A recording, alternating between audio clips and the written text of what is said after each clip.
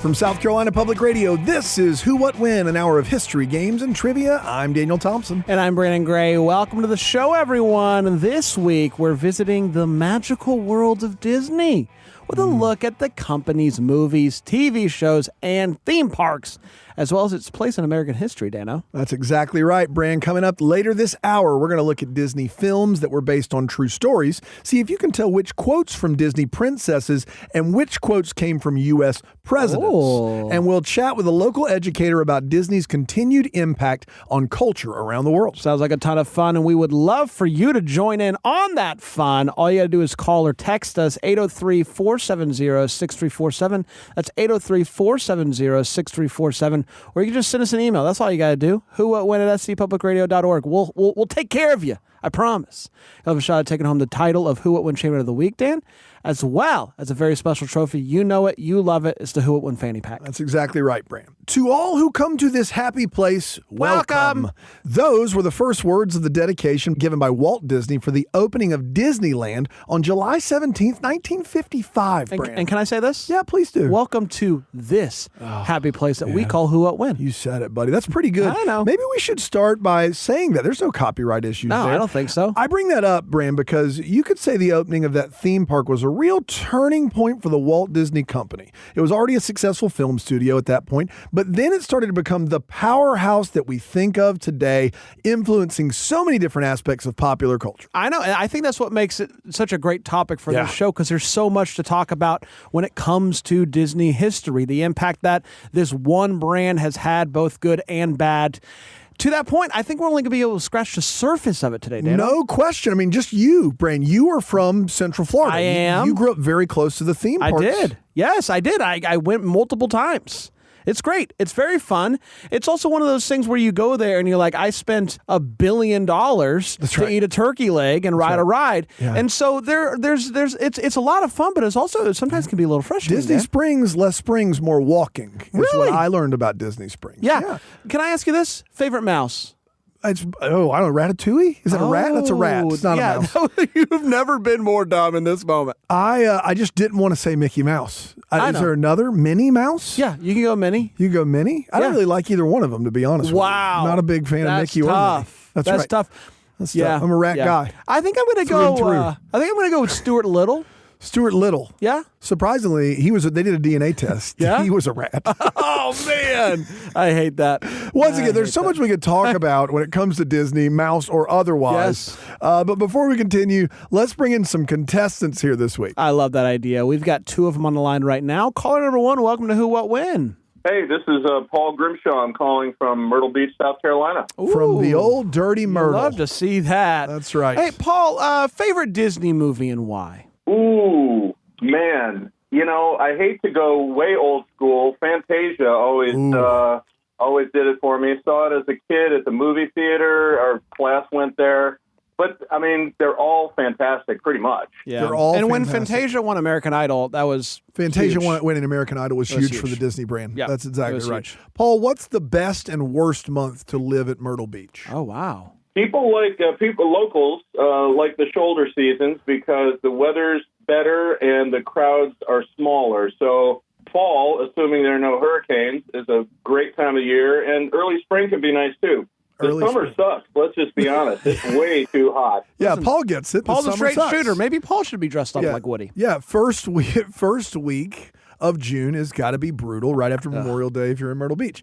Paul, thanks for joining us. You're going to be up against caller number 2, who we're going to meet right now. Caller number 2, what's your name? Where are you from? Hey, I'm Matt from the Jersey Shore. The Jersey Shore. You sure about that? Snooky in a situation. Dude, I had to take a break from fist pumping just to be here. Oh, wow. I love that. I love that. I love that for us. I love that for you. What's your favorite Disney movie, and why is that? I got to go with The Incredibles because my little toddler just laughs the whole time at Baby Jack Jack. Yeah, Baby Jack Jack slaps. Matt, do you feel comfortable with a Disney theme this week? Yeah. I mean, I've got a little gap, but he's got a 2-year-old, so. And we also, I will say this, Matt, we just met you just now. Yes. Are you excited about the Who What When fanny pack, or is that just me? I've never been so excited for something in my life. Yeah. Great. And I got to be honest with you, we weren't allowed to. He has a toddler, so he has Yeah. seen the miracle of childbirth, and he's more excited about this than anything. I will say, Disney is they will copyright claim anything. So will? this fanny pack is, you might look at it and be like, what's Disney about this? If you look, it's there. It's there. You just got to squint. That's right. You just got to squint. Paul, how about you? That fanny pack, you just really excited? Man, I really am. I was kind of hoping for a tote bag, but I'm giving away my age. So fanny pack's cool. Yeah, I hear you. The totes, listen, that's maybe next year. Yeah, season we'll 2. see. We'll see if we can get there. We'll see about a season 2 tote. Maybe Season that's 2 for the tote. Tournament of Champions. They get a tote. Oh, a Tournament of Champions tote? I don't know. It's too good. I'm It's just too saying good. things. Hey, let's dive in, shall we, Brian? I would love to. I love that. Paul, the first question is going to be yours here on a game we like to call Who, What, When You Wish Upon a Star.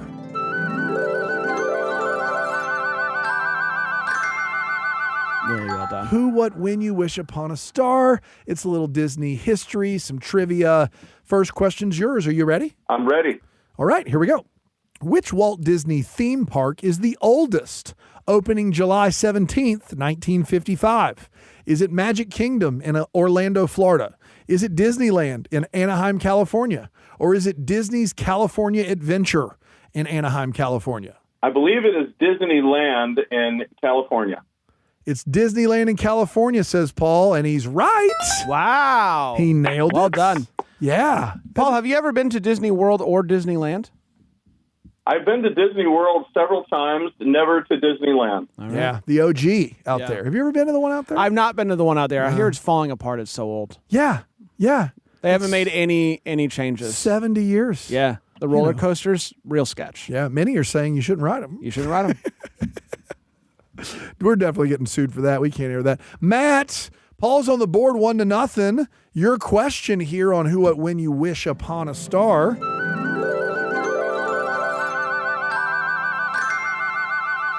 Man, it's really good. It's good, right? So good. I'm going to say it a bunch. Which of the following Disney theme park rides has not yet been made into a Disney movie? Is that A, Pirates of the Caribbean, B, The Haunted Mansion, or C, Space Mountain? C, Space Mountain. Man, they're out of the gate strong this week, Bran. They are. And you know what? Dan, you and I just actually went to Disney World. We did. With our families.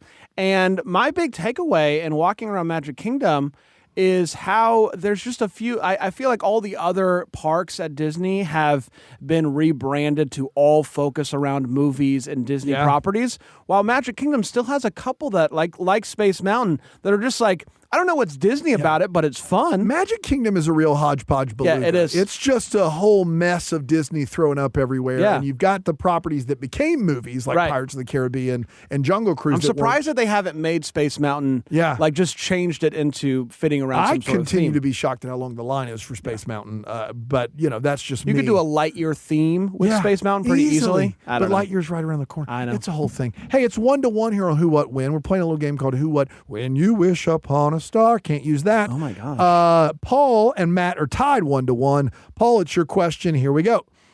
The invention of the polio vaccine inspired the now classic song, A Spoonful of Sugar, from which classic Disney movie? Is that A, The Parent Trap, B, 101 Dalmatians, or C, Mary Poppins? Of course, Mary Poppins. Of course, Mary Poppins. You get the feeling Paul's going to miss one. I don't know. Paul's out of the gate pretty strong here. Perfect game so far from Paul. He's correct. It is Mary Poppins. And the questions may get a little harder. But The dogs actually, they hate sugar. So They do. that song wouldn't have worked. Spoonful of with sugar makes the 101 dog really mad. Yeah, really that mad. was the other version. Those of dogs it. are really tough to work with. It is tough. It's difficult. Yeah. They couldn't meet their rider. Couldn't meet their barker. It was spotty at best. Yeah.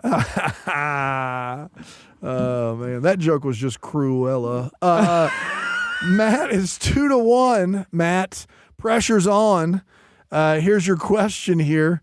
As of 2024, how many Toy Story movies are there? Is it 2, 3, or 4? 4. 4. 4 is correct. Both Paul and Matt are answering these questions like they're offended by the multiple That's choices. right. Yeah. They're like, "Well, just let me try it. I know There's it." a couple of harder ones coming up, I think.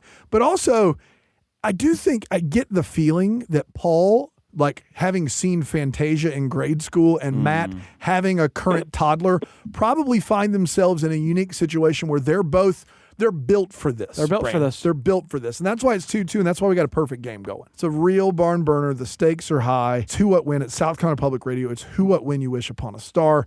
Need I say more? No way. Paul, the next question is yours. The first feature-length film ever released by Walt Disney Productions was A, Snow White and the Seven Dwarfs, B, Pinocchio, or C, Fantasia? See, now you're going to stump me Yeah. because I'm second-guessing myself. I think it's Snow White, but it could be Fantasia, but I'm going to go with Snow White. He's going to go with Snow White. And in 1937, Walt Disney Productions released Snow White and the Seven Wow. Dwarfs as their first ever feature-length film. Paul was Snow White about that. Oh, right? Snow White. We're having fun. We're having having so fun. much fun. Matt, are you happy you didn't get that question? No, I was pretty confident I knew it, actually. Wow. All right, Matt. I'm going to steal. Let's see this guy. Let's see if he can tie it back up here on Who What When. Here we go. Which of the following theme park attractions has been in operation at Magic Kingdom at Walt Disney World since the park opened? Is it A, Big Thunder Mountain, B, It's a Small World, or C, Pirates of the Caribbean? Ooh, I don't even know what Big Thunder is, but I think I got to go with Small World. He's got to go with Small World, and he's got to be correct. How The about perfect that? game's intact. It's a Small World has been there forever. It's been there since it opened, and also it is terrifying. It's the worst. It is a ride that if you ride it in 2025, it is the scariest ride at any Disney theme park. It's terrifying. I don't know how else to describe it aside from when I was a kid, I remember it being air conditioning and fine. That's right. But as an adult, this is like something that The Conjuring wishes. Now, Dan, you mentioned that Space Mountain hasn't been made into a movie. It's a Small World? Is that a Disney property, like movie or special or anything? I think it's a property, but I don't think it's like they've made it into anything. And you don't want to scare anybody. It's terrifying that's true. out there. It's probably getting to that point where it might be public domain and we can make that into a horror movie. Yeah, I think we got I something love special that. going on here. I love that. AT, we'll work on that afterwards. You know what else is special is this perfect game we've got going on the Disney edition of Who What When on South Carolina Public Radio. How you feeling, Bran? I wouldn't have it any other way. No. Listen, Disney makes everybody happy, and we've got a perfect game which makes everybody happy. But somebody's got to come out victorious. So let's keep playing. They're going to get harder before they get easier here. And in fact, this is a tough one. Paul, are you ready? Ready. All right. Which Disney animated film was the first to receive an Academy Award nomination for Best Picture? Wow. Is that A, Beauty and the Beast, B, Frozen, or C, Tarzan? I don't think Tarzan made the cut. Man. So it's Beauty and the Beast or Frozen. Man, I thought they were nominated for some of their older movies like Snow White and back then, but apparently not. It's not one of the options. So I'm going to go with Beauty and the Beast. He's going to go with Beauty and the Beast, and he's correct. Yeah. Beauty and the Beast with a Best Picture Oscar nomination. I mean, I didn't appreciate the Tarzan slander there by Paul, but I understand how you got to Beauty and the Beast. It's the oldest of those three movies. It makes sense. Good thought process there, Paul. If you had asked me before I wrote this question, I would have told you The Lion King. But the Beauty and the Beast actually came out first. How about that? There you go. It's a year before. All right, Paul, you got 4. Matt, you got 3. You're up next. How you feeling? You mentioned The Lion King, so it just brought up a whole lot of childhood trauma for me as a millennial. So I'm pretty thrown right now. Same, bro. Same. Here we go. They didn't have to go that hard. They didn't have to go that hard. Jonathan Taylor Thomas saying dad to his dead father is more than any of us needed when we were 9. This is the good stuff. Yeah. Here we go. That's definitely going to make the cut. Here we go. Matt, your chance to tie the ball game back up. Magic Kingdom's famous Haunted Mansion ride brags that it has exactly how many happy haunts? Is it 1,000? Is it 100? Is it 999? Oh, Matt, it was fun. The perfect game was fun. I mean, you could guess it. Listen. I mean, it's got to be 999, right? It's got to be 999, says Matt, and Matt is right. Wow. Let's keep it rolling. It's gotta be. Oh, man. It's gotta be. We're still tied up here, It Brand. seems obvious. Yeah. Seems obvious. I should have, or whoever wrote these, should have made them all end with 9. Thanks a lot, Sean. Yeah, God, Sean. It's unbelievable. All right, it's tied up. Perfect games happening. We're talking Disney. It's Who, What, When. It's South Carolina Public Radio. Paul, the board is yours. Your next question. Which of the following Disney movies is not at least partly set in France? Uh-oh. Is it Sleeping Beauty? Is it The Hunchback of Notre Dame? Or is it Ratatouille? Woo. Well, Ratatouille and Hunchback are obviously both in France. It has to be Sleeping Beauty. It has to be Sleeping Beauty, and he's correct. That's nice. A perfect That's game. nice. A perfect round for Paul there, Bran. And would you have known that one? That would have been probably tough. That would have been a tough one. I think I maybe would have gotten there. I would have gotten myself a big old bowl of the French cuisine spaghetti and figured it out. Figured out one way or the other. Classic French cuisine. That's right. That's a spicy meatball. That's right. That's what they say in Paris all the time. All right, Matt, the pressure's on. It's Who, What, When, South Carolina Public Radio. Perfect game's intact. We're talking Disney. You got a chance to tie it up. Are you ready for the and complete the perfect round? perfect round? All right, here we go. Big. Which Disney movie features a character named Baymax? Is it Raya and the Last Dragon? Is it Moana? Or is it Big Hero 6? Well, I have never heard of that, so I'm going to guess Big Hero 6 because it doesn't sound like it would be in the other two movies. So you're guessing Big Hero 6? Yeah. He's guessing Big Hero 6. And we have a perfect round. Wow. He got it right. I love that. I love that even when the players don't know it, they're still getting it right. Yeah. That's sometimes you get a perfect game because you know all the answers. Game is strong. But oftentimes a perfect game is a little bit of knowing and a little bit of luck. I love all it. combined, and that's what we got going on so far. You're listening to Who, What, When, an hour of history, games, and trivia from South Carolina Public Radio. I'm Daniel Thompson. And I'm Brandon Gray. We're focusing on Disney this week with games about the company's history, their movies, and so much more. Our contestants, Paul and Matt, are tied heading into our first break. Wow. But that could all change in our next. That's right. Coming up after this, we'll see how well they know Disney movies that are based on true stories. That's next here on Who, What, When.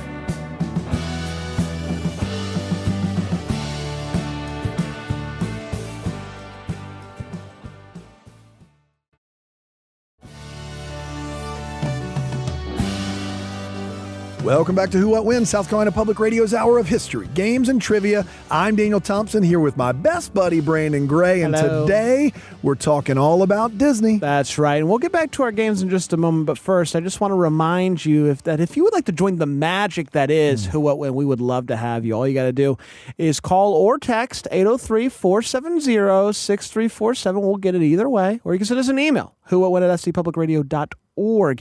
You might get a chance to take part in the quizzes on an upcoming episode to potentially win the title of Who, What, When Champion of the Week and win a Who, What, When fanny pack. You said it, Brand. This week's contestants, Matt and Paul, are still on the line from our first segment. They're currently tied, Wow. and a perfect game is intact. Let's see if that lasts through our next game, one we're calling Based on a True Story. That's right. And as you may know, Disney has produced a lot of inspiring movies based on real historical events. And sometimes Disney has been known to take some, let's just say, artistic liberties with these stories. But these movies still have their roots in actual events. That's right, Brandon. In this game, I'm going to read the plot, or at least the history behind the plot of these movies. And Paul and Matt will have to tell us which Disney movie I'm describing, and we'll see if we can break this tie. Paul, you have the board. Are you ready for your first question here on Based on a True Story? I am ready. Let's do it. Here we go. When the high schools of Alexandria, Virginia are forced to integrate an all-white school with an all-black school in the early 1970s, the local school board is forced to hire Herman Boone as the new high school football coach, who finds a way to unite his team on a championship run. Is that A, Hoosiers, Yep. B, Remember the Titans, Great. or C, Air Bud? I mean, Hoosiers is about an Indiana basketball team. Okay. So it's Air Bud. I mean, I hope I don't lose the fanny pack over this, but I'm going with Air Bud. He's going with Air Bud. He's incorrect. No. Paul, not a Remember the Titans fan. No. Wow. Denzel Washington? No. I saw it, but it was so long ago, I just didn't remember it well. Now, does this mean that you don't know? Do you know about Air Bud, the golden retriever that plays various sports? I mean, that was a stupid answer, right? Because that's obviously can't be true, but I don't know. Well, I will say Paul, in your defense, what brings people together more than a golden retriever that can shoot a basketball with its nose? There's nothing in the rule book that says that a dog can't do that. I wanted that to be right. Oh, man. That's a tough one, Paul. That's a tough way to lose a perfect game. But there's plenty of time left. Wow. I will say that. And these questions get harder. There's plenty of time left. Matt, you got a chance to take the lead here on Who What When, South Carolina Public Radio. You ready, Matt? All right, let's go. Housewife and mother Penny Shinnery Tweedy agrees to take over direct management of the family horse farm after her dad becomes sick. Even without any experience, she successfully makes a name for herself in the male-dominated sport of horse racing, crafting the environment that leads to this horse's signature Triple Crown in 1973. Ooh. Is that A, Secretariat, B, Seabiscuit, or C, Gus?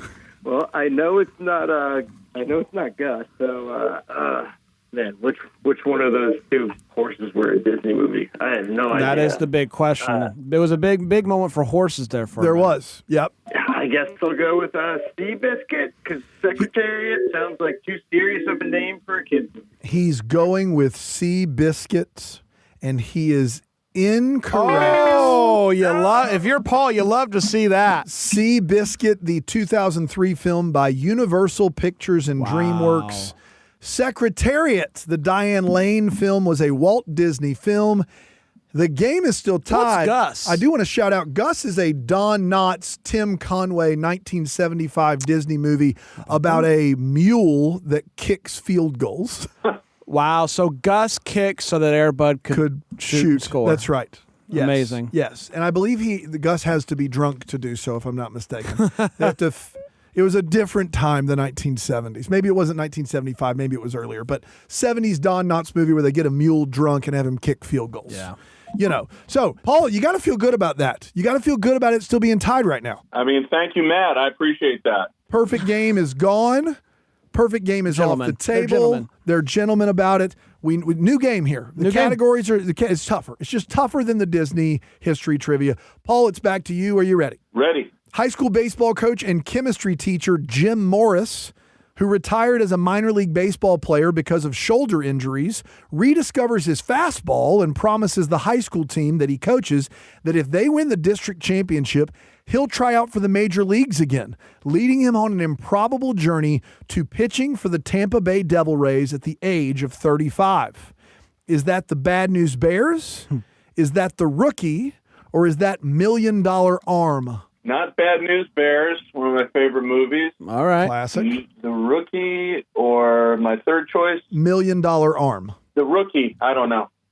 He doesn't know, but he's going with the Rookie, and that is correct. Whoa, he's back, everybody. On the board. $1 Million Arm is a Disney movie with John Hamm, but fictional. I believe it's fictional. It's an agent that goes overseas to find the next great pitcher. How about that? The Rookie with Dennis Quaid. That's right. Correct answer. He's back on top. He's 6-5. It's Who What When at South Carolina Public Radio. We're playing a little game called Based on a True Story. Matt has a chance to tie it up with his next question. The inspiring true story of Francis Ouimet, a local young golf caddy that triumphantly goes on to win the U.S. Open in 1913, playing against his idol and legendary golfer from England, Harry Vardon. Ouimet defies the odds as well as the class warfare to win one of the most famous golf matches of all time. Is it A, The Legend of Bagger Vance, B, McFarland, USA, or C, The Greatest Game Ever Played? Matt, what are you thinking? I honestly, I'm not a golf guy. I know AT's going to be disappointed in me, but I'll go with Bagger Vance. Shot in the dark here. Gonna go with Bagger Vance. He's gonna be incorrect. We're looking for, I thought maybe the fact that you were a millennial and it's got Shia LaBeouf in it would maybe help you there. We're looking for the greatest game ever played. Weirdly enough, I don't think I've ever seen this. And you're movie. a Shia stan. I know. I love Shia. I loved Shia. Yeah. Those movies are just like my dark spot, like that I have, the blind spot when I just completely didn't pay attention to Disney for like Yeah. It's years, his, you know? That's fair. It's his dark spot. Legend of Bagger Vance. We actually were just talking about how you had that dark spot. So I hate to see that it's get coming that back thing to get checked you. out. Legend of Bagger Vance is a Matt Damon, Will Smith film where a ghost shows up as a caddy. Does Mark McFarlane USA got something to do with the water? It's a cross-country movie with Kevin Costner, Yes. but it is a Disney movie. Yeah. Okay, Paul, the lead is yours and the board is yours. This is where you can really start to expand the lead, take control of the board. Here we go, Paul. When new head coach Dick Vermeil takes over the fledgling Philadelphia Eagles in 1975, he holds open tryouts to the city, allowing regular Joes an opportunity to make the city's beloved team. Enter 30-year-old Vince Papale, a local bartender that defies the odds and makes the team. Is that A, Rudy, B, Invincible, or C, Glory Road? Not Rudy. I'm going to take a wild guess and go with Glory Road. He's going to go with Glory Road. And I got to be honest, if you had never heard anything, either of those movie titles, and you heard that synopsis, you would think Glory Road makes the most sense. Unfortunately, Paul, it is Invincible. Wow. No. Yeah, Vince is in the name, Vince Papale. But I didn't know that. My producer just told me that. I didn't actually pick up on that. I wouldn't have gotten in my that head, either. it's like this guy's just trying to make the team. He's not invincible. His name's Vince. Go Birds. That's what my producer is saying. Passing it We're along. looking We're for just passing it Invincible. along. Glory Road, a Disney movie with Josh Lucas about coaching, I believe, the Western Kentucky team to a national championship. I got to be honest. I would have gone into this round feeling pretty confident, Yeah. but this is tougher than you think. It When- is. when It you're is. in the hot seat. When you're in the hot seat. It's tough. Matt, you got a chance to tie this bad boy back up. Are you ready? Are you confident at all here? Oh yeah, I mean, as a lifelong Eagles fan, go Birds. I was screaming on the inside during that last question. Yeah, you got robbed there. The luck of the draw there. Nothing we can do. We flipped a coin backstage. Here we go. Matt, your question here based on a true story, Who What Wins, South Carolina Public Radio, a chance to tie it. In maybe the most patriotic victory in the history of American sports, Coach Herb Brooks takes over as the head coach of the U.S. Olympic men's ice hockey team during the throes of the Cold War. He goes through the arduous process of picking the team, taking on and somehow defeating the vaunted Soviet Union during the 1980 Olympic Games held in Lake Placid, New York. Is that A, wonder, B, miracle, C, upset special? B, miracle on ice, baby. The miracle on ice. Do you believe in miracles? Matt has tied the game, I feel like everybody. the Miracle is such a patriotic. I felt like we should have been playing the national anthem behind it. Yeah. It just what a movie. If you don't, what if a you moment. don't like Miracle, the movie, I just don't know what to tell you. An all-time classic. And also, fun fact, Upset Special, not a movie. I ran out of titles in my head. when I was Upset writing it. Special. Upset Special. Thought maybe you'd go for it. All right, it's tied 6-6. Paul, the board is yours. A chance to regain the lead here. Talking about Disney movies based on true stories. We're back to tied. Here we go. Daniel Rudiger's dream is to play football at the University of Notre Dame. The only problem is that he doesn't have the grades to get in. He also doesn't have the money for tuition. He's also only okay at football. The film follows the underdog tale of this young man working at the steel mill, overcoming his dyslexia, and playing for one of the most storied college football franchises in history. Is that A, the game plan, B, safety, C, Rudy? Sam Gamgee, it's Rudy. Oh, he knows his stuff. That's Sean There Astin we from go. from Lord of the Rings. Samwise Gamgee. That's right. It's Rudy, and Paul has retaken the lead. And I've got some news for you, Matt. Yeah. I know Yeah. you're Matt. Are you Matt? No, No, I'm. Matt. I don't know. I'm invested, man. It's a close game. Sorry. Sometimes This is a great show. I just put myself in the caller's shoes. Matt in the caller's Yeah? shoes. Matt. Yeah? It's not you. I'm talking to Matt. Okay. This is the last question of the round. Wow. It's 7-6. Wow. I don't want to say that everything in your life is riding on this moment, but if you get this right, you're going to go to the final round. If you don't, well, you're going to lose. Matt, imagine that you are a golden retriever that has a chance to hit the game-winning shot. Here we go. This is your moment. Woof, woof to you. Woof, woof to you. Here we go, Matt. For the first time in their existence, the country of Jamaica fields a 4-man bobsledding team in the Winter Olympic Games. Led by Doris Bannock, a disqualified sprinter for the Jamaican track and field team, and helped by former coach and now disgraced cheater Irving Blitzer, Jamaica finds itself competing for gold on ice. Is that A, Cool Runnings, B, Facing the Giants, or C, Friday Night Lights? Well, guys, I got some news for you. I think I'm going to be cool running my way into the next round. Wow. Man, said with all the confidence in the world like a true millennial. It's Cool Runnings. How about that? We got ourselves a tie ball game. He kissed his lucky egg, and he's going to the finals alongside Paul. How about that? Feel the rhythm, feel the rhyme. Get on up. It's trivia time here on Who What When. I'm Daniel Thompson. That's right, Dan, and I'm Brandon Gray. Thanks so much for joining us on an episode all about Disney history. Our contestants, Matt and Paul, they are tied coming out of the second game, and that means that they'll be heading to the final segment together, a twofer, if you will, where they will each have a chance to take home the title of Who What When Champion of the Week. Maybe even a fanny pack. Woo! We're going to see what happens with that and talk with a local Disney expert right after this break. That's next on Who What When.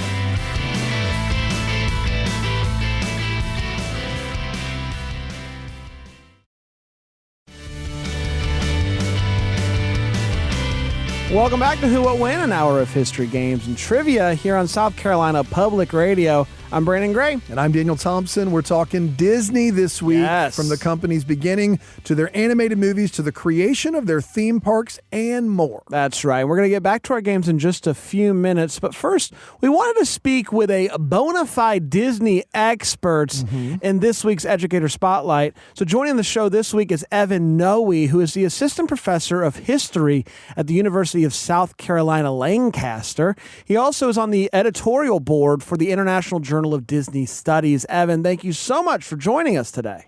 Yeah, thank you for having me. I'm happy to be here. Evan, there's a famous quote from Walt Disney that says, "It all started with a mouse," meaning Mickey Mouse. For those who don't know too much about the history of the Disney company, could you briefly tell us about how everything actually began for Disney? Oh, that's a big question, but a good question. So certainly the Mickey Mouse cartoons are what really puts the Disney company on the map, puts Walt Disney on the map for becoming sort of a nationally known animator. But there is a backstory before we get to Mickey Mouse. Disney's going to start off in Chicago at some smaller animation studios. He's going to work at one that is actually going to fail. There's one company that he's going to start called Laugh-O-Gram Studio, where he begins basically selling more locally in the Chicago area before he makes it sort of bigger out in Hollywood with his brother Roy with the Disney Brothers studio. How did you kind of get involved in being interested in the subject of Disney? Oh, I guess I have to admit that I started out as a fan myself. You know, Disney's everywhere. I watched the films growing up. I grew up in Central Florida and took those quintessential family vacations to the Magic Kingdom as a child. Then I can sort of thank my wife. When I met her, we started going to Disney World pretty regularly. She really helped indoctrinate me to a degree. But then I started looking at it from a sort of academic perspective. I have a background in history, certainly, but also Southern studies. So I was interested when the Walt Disney Company started expanding or redeveloping their downtown Disney area that's now known as Disney Springs. And one of the things that they used to sort of authenticate and immerse people who were attending this shopping center was through food. Southern cuisine is a fantastic thing to get to study. They had some really quintessential Southern restaurants there, like Chef Art Smith's Homecoming, and then the Polite Pig, which is a barbecue restaurant. And it sort of expanded from there in terms of looking at the different ways in which Disney uses different elements, whether food, architecture, or narratives, to immerse and authenticate these experiences for tourists. It's fascinating. I just took my kids to Disney in October, and Disney Springs was a marvel in and of itself. And it sounds like pretty much the best job ever to get to study this and talk about it for a living. Can you tell me more about the International Journal of Disney Studies, the department that you're a part of? The International Journal of Disney Studies is an independent journal that is published by Intellect Books. It is a project among several different academics across the globe. We can thank our founder, Robin Muir, who's at a university in the UK, and then Rebecca Rowe, who's the journal editor over at a university in Texas. So this publication came out of a group of scholars that got together during the pandemic. Everyone was getting familiar with Zoom and online platforms to meet and chat, and we were holding conferences with our Disney Culture and Society Research Network that's still in operation, an academic organization that's around today. And one of the outgrowths of that organization was this journal. And so the journal is in its first issue. We have it as an open access opportunity, so it's free to the public. It's not behind a paywall or anything. And it explores everything and anything related to Disney. That's what we consider an interdisciplinary and a multidisciplinary journal. I'm a historian, so I bring that perspective to it. I have a piece in the first issue there on Disney Springs. But then we have opportunities for people who do children's literature or political science or food studies. Possibilities are really limitless in terms of the consequence of the impact, the global impact that the Disney company has on what feels like everything at times. It's obvious to anybody who has kids or who was a kid, so everybody, that Disney has a huge influence in film and TV. Can you talk about the role of Snow White and the Seven Dwarfs and how that kind of came to be and how that influenced Disney moving forward? Oh, yeah, that is an important point in Walt Disney's life and the Walt Disney Company's sort of trajectory here. Snow White and the Seven Dwarfs is famous for being the first feature-length animation film. Before this, the Walt Disney Studios focused on cartoons, shorts, things that you would see in the movie theaters sort of before the main picture that you were going to see, or they would be on reels that you could drop in and see that were playing live. But Snow White and the Seven Dwarfs is something monumental in animation in terms of what it achieves in terms of developing a full-length feature film that is fully animated from beginning to end, tells this at times sort of sentimental, heart-wrenching story to pull audiences in. And it's certainly an animation film that is targeted towards youth audiences, but as the Disney company does so well with so many of their films with Snow White and since then, they target a wide range of viewers that you can take your kids, but generally parents are going to walk away sort of feeling something from the films that they watch alongside their kids that they've taken to these films before. So Snow White and the Seven Dwarfs really sets a really high bar and a proof of concept for what animation can be in terms of movie making. So Walt Disney died in the 1960s, and before Walt Disney World was even a theme park. Can you tell me about what Disney World has become versus like maybe the vision that Walt had originally for it, and how it's grown from there? Maybe the history of why Florida was the place for this. Why did they look to Florida as this vacation resort spot for Walt Disney World? Walt Disney is going to die in 1966. That's several years before Walt Disney World officially opens. But he's going to be intimately involved in the creation of Disneyland out in California, which will open in 1955. And in some ways, Disneyland provides a blueprint for what is built at Walt Disney World in Orlando. But what Walt Disney envisioned for Walt Disney World is very different than what we have today. Walt Disney definitely envisioned a theme park, the Magic Kingdom, in a lot of ways to be a recreation of Disneyland out in California. But in addition to this theme park, there was this idea about what sort of could be in terms of the experimental prototype community of tomorrow. This idea of what eventually becomes Epcot was not necessarily a theme park for Walt Disney and his perspective and what he hoped to build in Central Florida. Walt Disney wanted a sort of consumer or corporate residential partnership in Central Florida to be built where people would live, they would work, corporations would come in and invest money, have research and development headquarters, and it'd be this very idealistic, utopian-esque sort of city that would be a center of innovation. I want to get your thoughts on this as a historian of Disney. as you were talking about Snow White, I was thinking about how they're making it again, live action Snow White. They've done it with Lion King. They've done it with Jungle Books. What are your thoughts on that as a historian, who's someone who knows how much influence the movies have had? What are your thoughts on them taking those classic movies and kind of remaking them with modern technology? Yeah, it becomes an interesting process of what gets kind of used academically or referred to as remediation, sort of the recreation of this media form. In some ways, it is historically consistent with what the Disney company has done.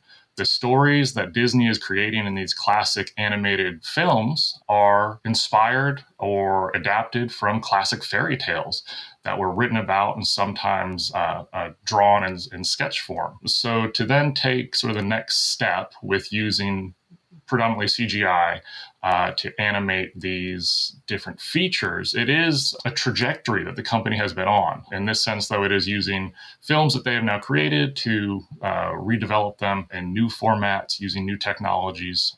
In some ways, I mean, it's been successful. I think the live-action Lion King is one of their highest-grossing films. We're certainly going to see how the new Snow White does, and that's going to be potentially have some significant changes from the 1930s version. For me, I actually haven't seen many of the live-action remakes. It's something that appeals a little bit differently, I think, for audiences. You take the new Little Mermaid film, and it becomes sort of a very different, almost more intense film with human actors in these very perilous situations versus animated cartoons in similar situations. So, I'm not quite ready to take my small children to go see the live action films yet. We'll stick to the animated films, and maybe when they're a little bit older, we'll start introducing those. What's your favorite Disney movie? Oh, that is tough. So I'd say it'll probably date me a little bit. My favorite probably animated films from my childhood are either the original Lion King or Aladdin. Yeah. Those were two that I saw when I was young, and those stuck with me for sure. Same, man. Same. Yeah. Robin Williams as the genie, I think, is probably one of the greatest Disney characters ever performed. The best. Yeah. This guy tracks. I think he's legit. I think he's got a future. I want to know, as somebody who was a fan of Disney and has since kind of made knowing about Disney into a job, sometimes that can kind of wipe the sheen off of something that brought a lot of joy and kind of make it into something that's not as enjoyable. Do you still find joy in Disney and in the subject of Disney? Yeah, absolutely. We still go on vacation. We still go out to the movies. We took my daughter to see Moana 2, had a fantastic time. These are definitely still things that I can enjoy. And definitely, I think other academics who study Disney are in the same boat. There is a little bit of a shift going on where maybe 15, 20 years ago, it was easy to be cynical and critical of the Disney company and their impact. But I think there's a little bit of a tempering of approach to look at how there is both challenges that the Disney company creates in their sort of global media company, but there's also a lot of good. Whether that is through their donations, through their progressive employment policies, or through the transformations that they're making in their media representations, particularly of, as I said, a film like Moana is a very different character than what you get in depictions of women in the 1930s up through Cinderella as well. You alluded to earlier how they've become kind of omnipresent, like they're just, you can't go anywhere and not be inundated with something Disney. It seems like this idea of like blue sky thinking, imagination, where all of your dreams come true is the Disney blueprint. And it became the blueprint historically, but now that Disney has acquired a lot of other mass media, does it seem like Disney basically has almost a monopoly on the blueprint of blue sky thinking? Like not in a negative way. I'm not here for you to talk bad about Disney, but in like Pixar seemed to be a blue sky thinking company, and Disney now owns Pixar. It seems like it's less about blue sky thinking and more about we have to be the cutting edge of what it means to use your imagination first and have no answers that are no first. We have to do that, and that means we got to continue to grow and grow and get bigger and bigger. Is that the model now, or is it just Disney's just like growing at the pace they were always going to grow on after Walt Disney World was built? I think what Disney has found success in is certainly intellectual property acquisitions recently, particularly under Bob Iger. And these have invigorated a lot of life into those intellectual properties.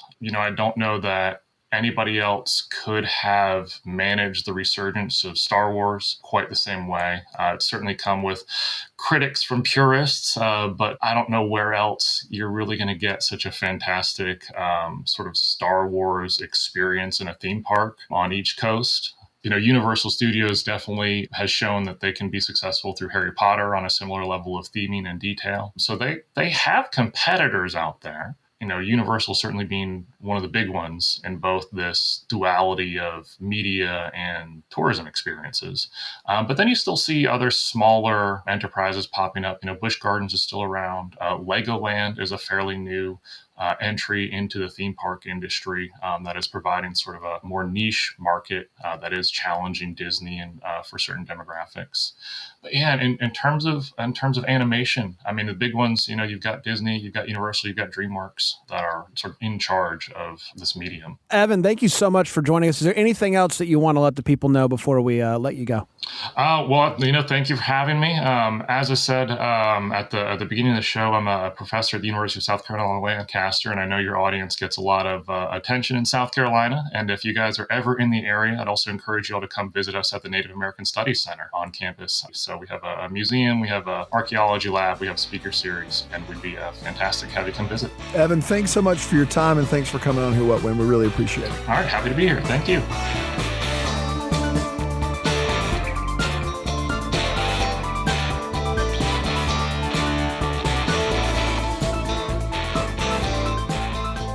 This is Who, What, When, an hour of history, games, and trivia on South Carolina Public Radio. I'm Daniel Thompson. Thanks for joining us this week, where we're talking all about Disney. I'm Brandon Gray, and Dan, you're exactly right. We're having a lot of fun today. Don't forget, you can join us on a future episode of Who, What, When. We would love to have you. I think we're pretty good hosts, if you will. Yeah. Not like in the talking sense, but in the we're really nice to hang out with That's sense. right. Give us a call, 803-470-6347, or send us an email, whowhatwhen@scpublicradio.org. And this week, Bran, we've got our contestants, Paul and Matt, on the line, who finished our first two rounds with a tie game. Wow. And normally, we would only have one contestant going into our final round, Right. but today, they're both going to have a chance to win the shared title of Who, What, When Champion of the Week, and possibly each take home a special Who, What, When fanny pack. Oh, I'm nervous. I got to tell you that. And to do this, here's what we're going to need. We're going to need one more game, Dan. Okay. It's one that we're going to call Princess or President. I love that, Bran. Here's how it's going to work. We've got some famous quotes that were said either by a president of the United States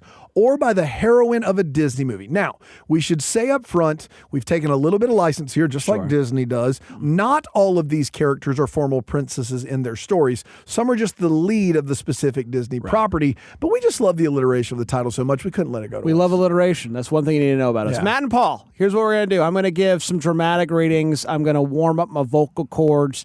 And these quotes, you're going to have to figure out if they're from presidents or if they're from princesses. And we're going to sweeten the pot a little bit. Are you ready for the pot to be sweetened? If you have the correct answer and then can guess who the character is or what the movie is that character is from, or who the president is, Wow. we'll give you an extra point. Paul, you're going to go first. Are you ready? Ready. Here we go. Should I read it like a president or a princess? You should read it like you so they don't get a vibe either way. Okay, fair enough. Yeah. Even in our darkest moments, there's light where you least expect it. Okay. That's inspiring. Thank you. Even in our darkest moments, there's light where you least expect it. Paul, is that princess or president? It sounds presidential, but I think it's princess.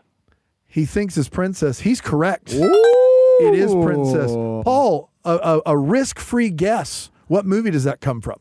Or the princess? No clue. Sorry. No clue. We're looking for Mirabel Madrigal from Encanto.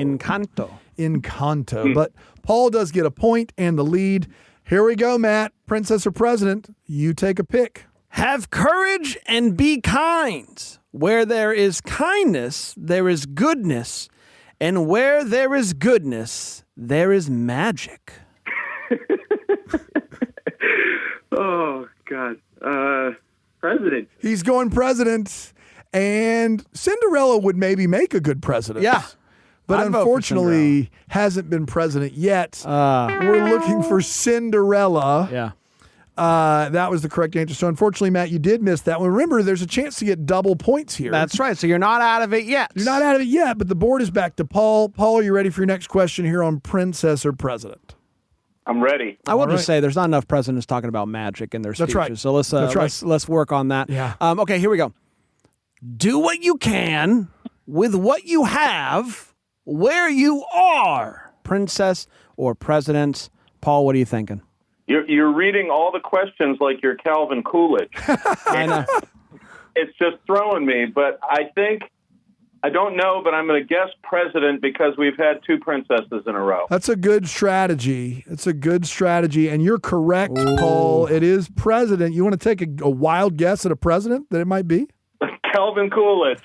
Calvin Coolidge, incorrect, but Good I friends. got to be honest, only about 20 years off. We're looking for Teddy Roosevelt. Okay.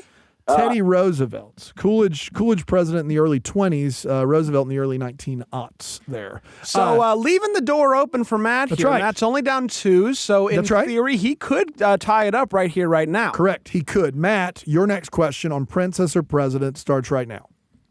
Our greatest challenge isn't speaking up against our enemies, but defying those whose approval we seek the most. Matt, what do you think? I got to go president. He's got to go president. And boy, howdy, would vote for a Princess Jasmine from that's right, from Aladdin, the 2019 Aladdin. Okay, so maybe that played against him there. That's He right. hasn't studied. The 2019 Princess Jasmine, a very strong, independent woman. Yes. And gives this line, you would think it would be a president. This is a tricky game here. Yeah. It isn't a president. How about that? It's a princess. Matt, tough category so far. Paul, a chance to take a commanding lead. Your next question of princess or president starts right now. We cannot build our own future without helping others to build theirs. Got to be president. Gotta be president, says Paul. Paul is correct. Paul, what president you think that was? How about Franklin Roosevelt? Not a bad guess, but we're looking for William Jefferson Clinton. Ooh. Bill Clinton is who we're looking for. So, Matt, if you still got an opportunity, It's still the year. if you can get a couple of two-baggers, you can get back in this bad boy. That is what they're called. They are They're called two-baggers. two-baggers. And we're actually, Still got time. you got 3 two-baggers on the board, in all honesty, you could get. So not over yet. Matt, your next question, hopefully for your sake, a two-bagger. Whenever you're ready, Brand, take it away. Change will not come if we wait for some other person or if we wait for some other time.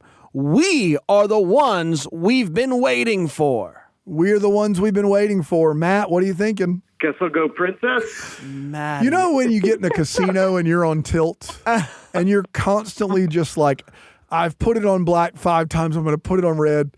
Matt, unfortunately, we're looking for a president here. President That's here. exactly what happened. I'm just Yeah. like, well, I can't trust my instincts anymore, so. It's change we can believe in. It's Barack Obama. I was really cheering for you there, Matt, with Barack Obama. the first Yes. word being changed. That's Maybe right. you could have used that, but you did not. You Yeah. went with princess. Yeah, mathematically still in the game, Still but in the game. things are getting dim here. We're doing our best. Paul, you got a chance to take a commanding This would be lead huge here, for you, Paul. Your next question on princess or president is right now. It is every citizen's duty to challenge their leaders, to keep them honest, and hold them accountable if they're not. Very presidential. I think I got to go president. Got to go president. And this was the hardest question on the board. This is incorrect. Oh, man. And you're gonna full eye roll, Paul. I'm gonna be able to hear your eye roll as I read you the correct answer. We're looking for Ahsoka Tano from the Star Wars Clone Wars. A huge character in the Star Wars expanded universe, Disney property, Clone Wars. How about that was a very tricky one. And if Matt ever needed you to get the tricky one, it was then and there. But incorrect. We're looking for Ahsoka Tano. But if you were a huge Star Wars fan, maybe you could have pulled it. maybe you could have pulled it. That's tough. Yeah. That's tough. But the game is still alive. Matt, I'm not saying this is a must get, but it's a must get. Are you ready? Yeah. Hit me, Bran. It might be a two-bagger. The best way to predict your future is to create it. Wow, sounds like a fortune cookie. It is. Best And your way to lucky numbers, by the way. Predict your future is to create it. Yeah. What are you thinking, What do Matt? you got, Matt? I guess I'll go with president. He's going to go with president. And he's on the board. Oh, boy. He's got it. Huge pull for Matt there. Matt, a chance to somehow, some way cut this to 1. Do you want to guess a president? I guess I'll go with George W. Bush. He's going to go with George W. Bush, and that makes sense for him to say that. We're looking for Abraham Lincoln. Oh, man. Abe Lincoln. Oh, honest Abe. Off by a couple years. A couple years. It's Who What When, South Carolina Public Radio's hour of history, games, and trivia. I'm Daniel Thompson. I'm Brandon Gray. And we're playing a little game called Princess or President here on the Disney edition. We got Paul. right. We got Matt. We got a 2-point game. Matt still got a 2-bagger in the chamber. We'll get there when we get there. Yeah. Paul, a chance to really up your lead and take command here. Here you go. This would be big. If you walk in the footsteps of a stranger, you'll learn things you never knew you never knew. Paul, princess or president? Princess? Princess with a question mark at the end of it, and he's correct. Okay. Paul, to make it to where all he can do is tie you at the very worst, which princess or movie is this? The Princess Diaries. The Princess Diaries. I love it, but that is incorrect. So the door is still creaked open slightly for Matt. That is actually from a song lyric That's in the right. movie Pocahontas. We're looking for Pocahontas. That's right. So, Matt, you got a chance here. I know you've been on tilt lately. You righted the ship with your last one. A chance to get 2 points and cut it back to 1. Your next question on Princess or President starts right now. You know, doing what is right is easy. The problem is knowing what is right. Preach. Amen. Matt, what are you thinking there?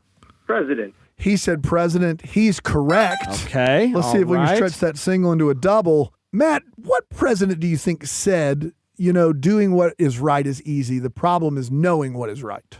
I'll say JFK. JFK is incorrect, but this is the guy that took over for him. It's Lyndon Johnson. Oh, so close. So close. All right. So here's the thing. Here's the deal. Let me set the stage for you, Brandon. Set the stage. What a game this has been. We're playing Princess or President. We're talking about Disney all day long here on Who What When. That's right. Paul, with a correct answer, a simple correct guess of Princess or President, will win this week's episode of Who What When and the Who What When fanny pack. It's all on the line right here. If not, he leaves the door open for Matt to tie it. And again, to reemphasize, a completely copyright-free fanny pack. Yes, not a Walt Disney fanny pack. It's not. Yes, Yeah. yes. It's legally we got it cleared. We can't get in trouble by for legal. this. That's right. Paul, your last question on Princess or President on Who What When starts right now. Take a step, step again. It's all that I can to do the next right thing. Paul, is it Princess or President? Wow. So much riding on this. I know. It's huge, Paul. I gotta go Princess. He's got to go Princess. And Paul from Myrtle Beach is our Who What When champion of the week. How about He that? gets the fanny pack, he gets the title, and all the rights and privileges that come with it. Paul from Myrtle Beach, congratulations on your big victory. Wow, I don't know what to say. Matt was a fantastic competitor, and I just guessed luckier than he did. Paul, it was from Frozen 2. I'm sure you knew that. It was Princess Princess Anna. Anna. That's right. Matt, from the Jersey Shore, you played a heck of a game, sir. A heck of a game. And you didn't come up with the fanny pack this time, but maybe next time. Yeah, I'm pretty devastated. I've got to gripe about that last question because at that point in Frozen 2, Elsa is dead, so technically Anna's queen at that point. Yeah, that's why I will. No, but here's the thing, Matt. Before the game started, I said these female heroines technically might not be princesses. That's right. There you go. So I did cover my bases there for this very reason. Wow. So, but man, what a game. An amazing game. And Paul, I'll just say, whenever you get that fanny pack in the mail, check the zipper. You might find tickets to Disney World. You will not, but You might. You might. That's right. You might. You never Fantastic. know. When you wish upon a star, you'll never know what That's happens. right. I love it. So much fun. Thank you, guys. Thank you. Thank you, Paul. Thank you, Matt. Thanks for listening to Who, What, When here on South Carolina Public Radio.